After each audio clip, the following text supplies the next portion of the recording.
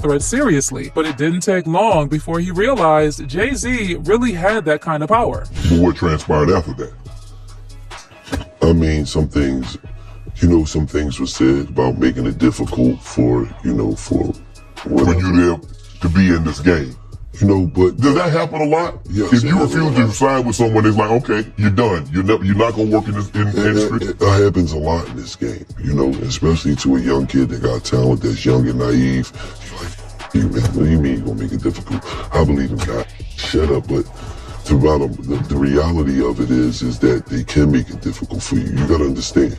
Wallow was in jail, right? And he used to call home. And I used to say, cuz they blackballing me, man. And I didn't know that he thought that I was full of shit until he came home. And then we would bump into people and they would tell us, like, now Gillie was on the list. That, like, you gotta understand, shout out to Cypher Sounds, you gotta understand,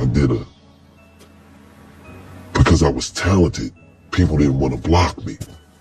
So he brought me up to MTV. I was on TV. I did an interview on MTV. And the interview was so powerful that they got a call from Universal. Said you'll never get an exclusive again. Wow, if you interview me. Gillie also explained why there was something sketchy about the contract. In fact, he described the contract as a slave deal. Back in the day, Hov tried to sign my group Major Figures. It wasn't just Hov, it was Dame Dash, it was Rockefeller. I didn't feel as though that the contract was right, so I didn't accept it. I didn't like the offer. I thought it was a slave deal. I thought we would have to sell a quadrillion records to make some money, so I turned it down, and that was the situation. But that wasn't the mean by Jay-Z using slave contracts. Let's break it down. That's why I don't go to no parties.